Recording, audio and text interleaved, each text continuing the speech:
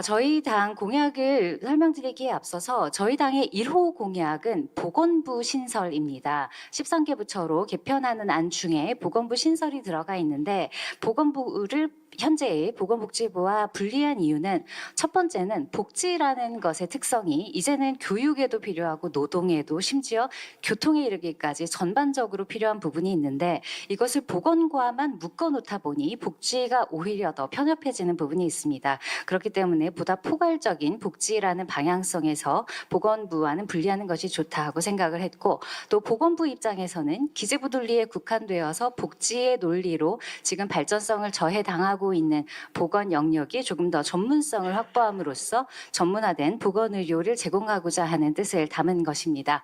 그래서 저희 당에서 생각하는 보건 의료 공약의 토대는 이런 겁니다. 첫 번째, 우리는 더 이상 돈이 없습니다. 그리고 두 번째, 아무도 하고 싶지 않은 일을 하게끔, 나아가 잘하게끔 만드는 유인이 없습니다. 그 두 가지를 전제하고 인정하지 않고는 좋은 공약이 나오기 어렵다고 저희는 생각을 합니다. 2024년 12월 가장 최종적으로 나온 국회 예정처 자료를 보면 건강보험 재정은 올해부터 재정수지 적자로 돌입을 합니다. 그리고 3년 뒤부터 누적준비금 마이너스로 적자가 누적될 것으로 예상이 됩니다. 건보공단 자료도 비슷합니다. 2060년 기준으로 건보 예상 수입 대비 지출은 2.5, 즉 10,000원 내고 25,000원을 쓰는 구조로 바뀔 수밖에 없습니다. 그래서 누적 수지는 2060년 기준으로 총 6,000조에 육박하게 됩니다. 그때 우리 국민들이 내야 할 국민연금의 비율까지 합쳐서 생각을 해보면 이 영역에 있어서 우리 국민들이 본인이 번 돈으로 사용할 수 있는 가처분 소득이 사실상 없는 셈이나 마찬가지인 겁니다. 그렇기 때문에 저희는 하나하나의 공약을 이것을 해드리겠다는 것보다는 첫 번째 핵심 의료를 소생시키고 두 번째 응급의료 체계를 정상화함으로써 모든 국민이 최소한의 의료를 최소한의 양질로 받을 수 있게 하는 것을 목표로 했습니다. 그리고 지역 소멸 시대를 맞이하여 지역 의료 육성을 가능하게 하는 가장 빠르고 현실적인 방안 마련하고자 했습니다. 덧붙여 원격 의료 앞으로 세계적인 추세가 될 것이기 때문에 그리고 의학 교육, 의정 갈등 올해는 해결해야 하지 않겠습니까? 그리고 나아가 바이오 영역의 인재 양성에까지 골고루 담아 보았습니다. 첫 번째 핵심 의료입니다. 핵심 의료는 방금 말씀드렸듯이 우리나라에 지금 보건의료 영역에 더 이상 쓸 돈이 없습니다. 그래서 건보 보장성을 현실적으로 재구조화하고 진료 자율권을 증진함으로써 건보의 재정 건전성을 높이고자 합니다. 지속 가능성을 제고하기 위한 것이 기본입니다. 과다 의료 이용을 억제하고 외국인 건보 가입자 부양자 인정 기준을 6개월에서 2년으로 강화합니다. 배우자와 미성년 자녀는 적용에서 제외됩니다.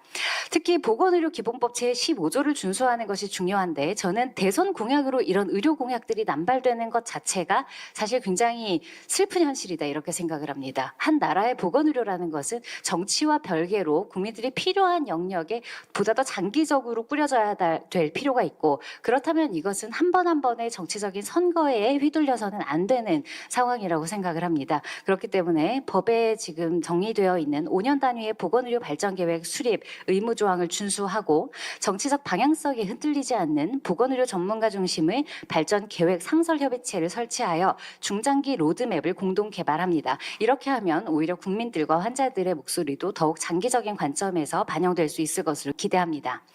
핵심 의료 수가는 중증 및 소멸위기 의료부터 OECD 평균 수가를 목표로 신속히 정상화합니다. 재정 건전성과 건보 보장을 현실적으로 재구조화하였기 때문에 돈의 이동일 뿐입니다. 그리고 두 번째는 과학적 근거가 부족한 의료 행위를 국제 기준에 맞게 수시 평가 및 퇴출할 예정입니다. 간호 역량 강화 중요합니다. 지금 간호대학 학생들 졸업을 하고도 취업하지 못하는 상황인데요. 간호를 할 수 있는 환경이 좋지 않기 때문에 그렇습니다. 간호 수가를 미책정된 업무들 너무 많습니다. 그것 전수조사해서 표준화 후에 수가를 반영할 계획이고 중증 특수 간호료는 수당과 수가를 차등화할 겁니다. 지금 법적인 문제가 되고 있는 부분은 자문에 있어서 환자 쪽에서도 의사 쪽에서도 받아들이기 어려운 부분이 있기 때문인데 그것을 자문 인증의 제도를 확립함으로써 모두가 공정하게 그것을 납득할 수 있는 제도 바탕을 마련하겠습니다. 앞으로 군의료 반드시 문제가 될 겁니다. 군의료 필수 과목별 필수 인원을 확보하는 것이 강건한 국방의 기본입니다. 국립의대와 군병원이 전략적으로 공동 인력을 양성하도록 하겠습니다.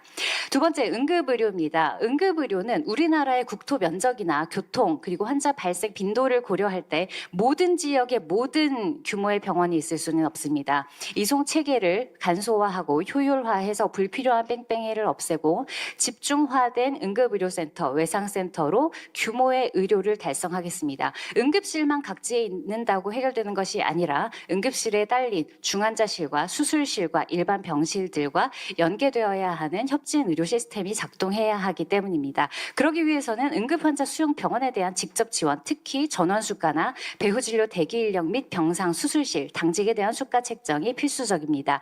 형사 책임 면제에 대해서는 앞으로 지난한 사회적인 합의가 필요하기 때문에 적어도 응급의료 영역에 있어서만큼은 한국형 응급의료 가이드라인 등을 제정하여서 논란 없이 면책할 수 있는 범위를 구체화하고 앞으로 확대해 나갈 수 있도록 저희가 사회적인 합의를 잘 거치도록 하겠습니다. 지역의료는 지역에 무엇을 더 만든다고 되는 것은 아닙니다. 지역의 차등 수가를 만들고 아무리 차등 수가를 주어도 너무나 환자 수가 적어서 유지 불가능한 영역에 대해서는 선택적으로 정책 수가를 도입하겠습니다. 그리고 취약 지역이나 희소 진료 과목을 진료할 경우에는 저금리 대출 및 세제 혜택 등으로 개원의 안정성을 기하도록 하겠습니다. 그러면 이후에 간호사 고용이라던가 하는 곳에도 좀 더 좋은 긍정적인 방향이 도출될 수 있을 것으로 생각을 합니다. 특히 지역의료가 붕괴하게 된 이유는 지역의료에 대한 권위와 신뢰가 무너져서입니다. 10년 전만 해도 경북대병원, 전남대병원, 충남대병원 등 좋은 지역병원들이 많았습니다. 그곳의 권위를 다시 살려야 합니다. 그래서 국립대병원을 중심으로 지역의과대학 교육을 지원할 겁니다. 그리고 대대적으로 전국에 있는 명의 그리고 명센터 홍보를 통해 여전히 잘 돌아가고 있는 그리고 서울보다 더 우수한 지역의료를 잘 알림으로써 환자들의 접근성을 높이고 지역 의료인들의 자긍심을 드높이도록 하겠습니다. 공공병원 관련해서는 구조개혁 및 파격적 인센티브가 필요합니다. 공공병원은 지금 우리나라가 당연지정제 그리고 전국민 건강보험 하에서 민간병원과 똑같은 형태로 경쟁하는 것은 어불성설입니다. 지역 특화된 진료를 활성화해서 지역의 만성질환 관리, 생활습관병 관리, 지역 맞춤형 보건의료 정책에 집중할 수 있도록 하겠습니다. 또 화상이나 특수재활, 유사시 감염병 관리 등 민간에서 손쓸 수 없는 영역에 대한 특성화 진료를 육성함으로써 공공의료의 전문성을 높일 겁니다. 특히 중환자실이라던가 감염 격리병상 같은 경우는 코로나가 창궐했다고 민간병원을 자꾸 바꾸라고 할 수는 없을 겁니다. 그렇기 때문에 공공병원의 의료진과 병상, 기자재를 민간과 연계하여 유연 관리할 수 있도록 하겠습니다. 거대 권역별 거점형 지역 암센터는 현재 있는 암센터를 큰 규모로 지역에 지정하여 특별하게 육성하겠다는 뜻입니다. 여기 중요한 것은 암센터 간 정보 표준화입니다. 진료 효율을 높이고 환자들의 편의를 증진시키기 위해 암센터 간의 의료정보 호환이 가능하도록 하고 지역에서 진료받은 환자가 서울에서도 진료를 똑같은 자료로 받을 수 있게끔 합니다. 그리고 그 데이터는 환자의 동의를 얻은 후 우리나라 의료정보 데이터 표준화에 아마 좋은 씨앗이 될 것으로 기대를 합니다. 그럼 또 발생하게 되는 좋은 것은 희귀암의 경우에 진료하는 병원이 몇 군데 없기 때문에 환자들의 선택권이 제한받는 부분이 있는데 이런 경우는 희귀암을 특성화할 수 있는 병원들을 지정하거나 혹은 잘하는 병원으로 모아줌으로써 환자의 치료 접근성이 제고되고 지역 환자의 분산 효과도 있을 것으로 봅니다. 공중보건이 또한 앞으로 감소할 것이 예상되기 때문에 이것을 현실화하고 공공의료 시스템 업무 형태를 활용해서 가칭입니다만 고령 돌봄센터를 구축할 겁니다. 지금은 치매라는 질환 하나에만 정부 지원이 들어갑니다. 그러나 지금부터 고령화 사회를 대비하기 위해서는 노쇠 예방 및 관리 사업을 전반적으로 확대해야 합니다. 그렇기 때문에 노쇠 전반 그리고 거주 유형을 포함한 노쇠 예방 지원 사업 모델을 개발해서 우리나라의 공공의료 시스템이 잘 돌아갈 수 있도록 하겠습니다. 원격의료는 지금은 환자가 직접 활용하는 원격의료에 대해서는 회의적입니다. 제가 지금까지 알고 있는 우리나라에서 활성화된 것은 EMR에 줌을 붙여놓은 수준에 불과합니다. 제대로 진료를 했다고 보기 어려운 하드웨어적인 문제가 있습니다. 그렇기 때문에 1차적으로는 의사와 의사, 다음 의료기관과 의료기관 간의 원격 협진부터 고도화할 겁니다. 그리고 기술 개발을 적극적으로 양성하면서 환자 개인이 접근하는 원격 진료는 기술 개발에 맞게 안정성과 책임 소재가 확인되는 단계로 진행할 예정입니다. 그 과정에서 의료 데이터 표준화와 산학협력, 장려 그리고 디지털 헬스케어가 산업적으로 육성될 것을 기대합니다. 의학교육은 의평원 독립성 보장, 보장, 그리고 의대교육 질적 관리를 강화할 겁니다. 전공의 역할과 교육계 축소하는 상급 종합병원 구조 전환은 중단합니다. 왜냐하면 전공의들은 쉬운 환자 100명 보는 것보다 어려운 환자 20명 보는 게 배우는 게 훨씬 많아서 그렇습니다. 그런 좋은 경험들을 전공의들에게 뺏어서는 안 됩니다.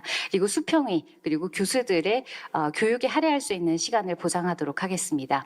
더불어 중요한 것이 의료 인재의 양성입니다. 지금 여러 가지 국가에서 준비하고 있는 부분도 있습니다만 이것을 잘 모르는 20대 초반의 의대생들에게 뿌려서는 전혀 실효성이 없습니다. 적어도 MD, PhD를 가지고 있는 연구자라던가 혹은 현재 연구 역량을 가지고 있는 곳에 집중 투자해서 글로벌 속도에 뒤처지지 않도록 할 예정입니다. 그래서 앞서 말씀드린 의학교육과 의료인재 양성을 의료인 부분에서 간호사, 약사에까지 확대해 나갈 수 있는 방안을 강구하도록 하겠습니다.